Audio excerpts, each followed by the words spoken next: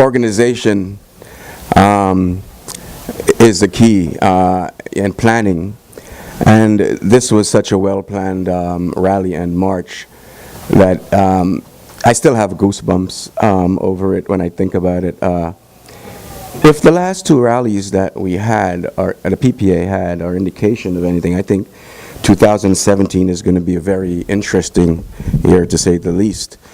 What we saw on Saturday was, I think, an increased militancy, but not militancy in some wild, crazy way. It was a disciplined kind of militancy of everybody involved in the rally, and that's all the organizations. When you came to that rally, actually, you wouldn't see too much division, and you wouldn't be able to tell who was a part of what group, because the camaraderie was just so good. There was no conflict. The route for the march was known by just the people who planned it. I didn't know where we were going 10 minutes before we walked off, and that was okay with everybody. So and when the decisions were made known, and hey, we're going to go through Macy's, there was no what? No, we can't do that. None of that.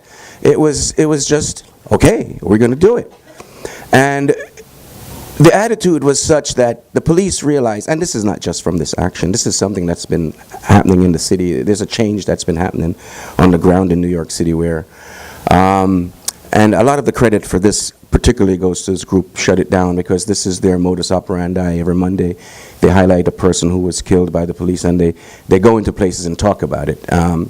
And they helped to plan this rally along with the PPA, so kudos goes out to them also. When we went through Macy's, for example, we were tight. The police even held the door for us at one, because they realized that it would have been futile to try to stop us. Instead of being in Macy's for 10 minutes or so, it probably would have been a couple of hours, and more stuff probably would have happened. We wouldn't have just walked through necessarily. So the militancy was great. The march, after we exited Macy's on 6th Avenue, we walked another block, I think, and went to 35th Street, where we tried to do a little rally in front of a police station there. That did not go off very well. That's the only part of the day that did not just go off pretty much exactly as planned. And we adjusted, we made a U-turn and left the area. And so, and then made our way towards the High Line, where that also caught the cops off guard completely, because they were all on scooters.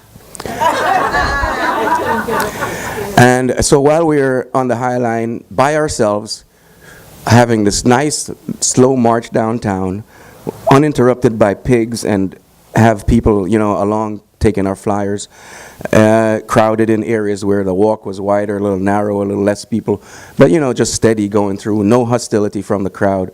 It was just peaceful, because there were no cops involved. And then we get downtown. And it gets more beautiful, because the planning was, like, I keep repeating this. I keep saying how well the energy that was put into this planning was good energy. It was really intelligent planning and smart planning. We then marched we ended up just below 14th Street on 10th Avenue, and we made a kind of a turn to go back uptown, right? And as we're going on the sidewalk and we get to 14th Street and we're heading towards 15th, the cops are regrouping, because they had been on the street while we were in the High Line. So they're regrouping on 10th Avenue to go north. And as soon as they get together and start moving north, we turn into Chelsea Market. That fucked them up.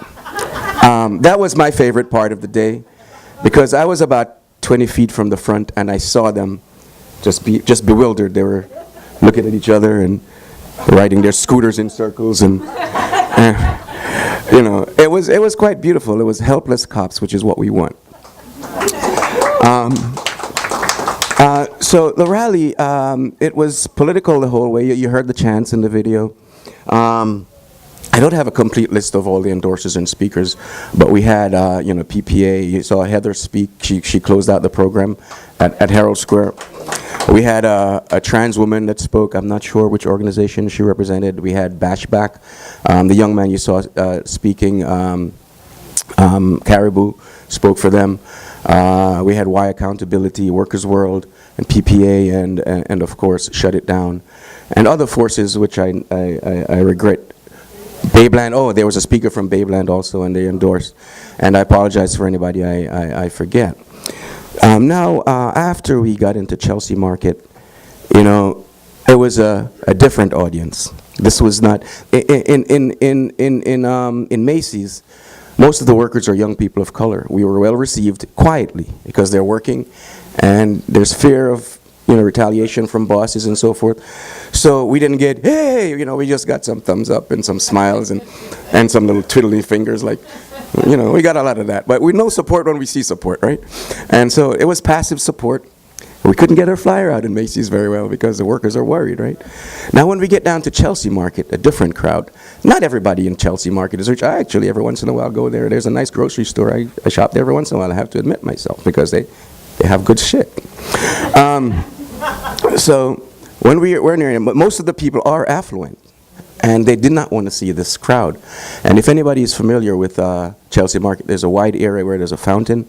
We stopped there and had a good 10-minute to 15-minute rally where Gabrielle, one of the PPA people, spoke. I think somebody else spoke after her, but I might be wrong about that. We were confronted by one stupid security guard, which was out of his mind. He asked us to use the nearest exit. I told him that the only thing he could affect is have us stay there a little longer. And he walked away and bothered us a little bit more. And I said, if you fuck with us, we're going to make a U-turn. And then he shut up. So we left Chelsea Market. You know, we were there for 20 minutes maybe. And it wasn't over. It wasn't over. We marched south to a French restaurant, which has been in the news recently, a racist restaurant. And I have the phrase that Mike Bento spoke, gave a presentation there. He also did at our final destination, which I'll get to in a minute. But the way he opened his speech was, this is, I might get the name of the restaurant wrong, it doesn't really matter. This is Bagatelli's, a restaurant for the rich and racist.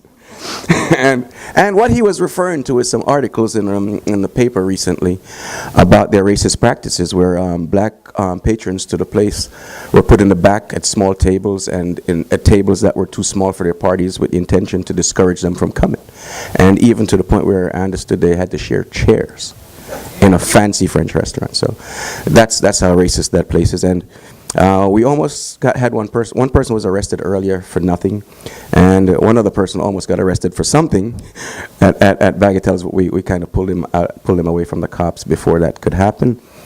And then we left. Now Bagatelli's, they had a pretty rough day, because shortly before we arrived, I think a car caught on fire, or had an explosion in front of their restaurant that was on fire shortly before we got there.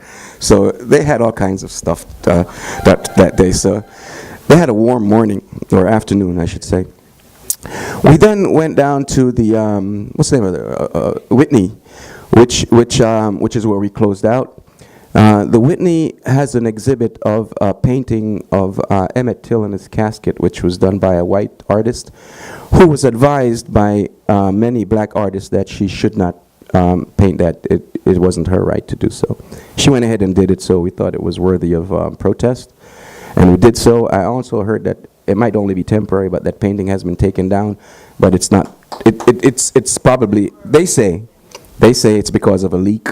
We don't know what the truth is. But so we closed out, as you saw also in the video, with Assada's chant, and then we went to jail support, where our one comrade that was in jail was released about an hour or so after we got there. He has a court date for disorderly conduct. At every march, just about, the police will make at least 1 or 2 arrests, even if there's no reason to arrest, because it's a token arrest that they have to say. That's how they try to paint us as violent, and when they deliver all the violence. And so yeah, it was a beautiful rally. I enjoyed it very much from start to finish. It was a long day, but nobody was tired. And so yeah, I'm gonna switch gears, and I think my next assignment is to inform you of some of the developments and the needs for May Day. Now, May Day is our next big rally, but I think I don't think there's anything made specific yet, but there will be actions leading up to May Day, some direct actions to promote it. We have formed some committees which we need to staff some more. We need people for outreach.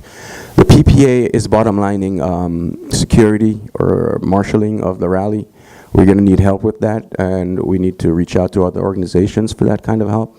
Outreach is a big need.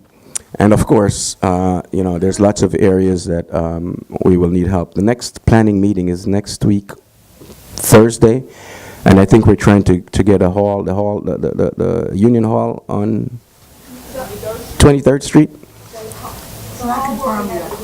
Okay, the building where Terria lives. So we don't know yet, but we will keep people updated on that. And we need folks to plug in May Day. It's starting to. The last meeting was very big. We've settled on basic slogans, and all the organizations will be, using their own. And so we hope that folks get involved in the next meeting and help out as we get closer to May Day. So, thank you.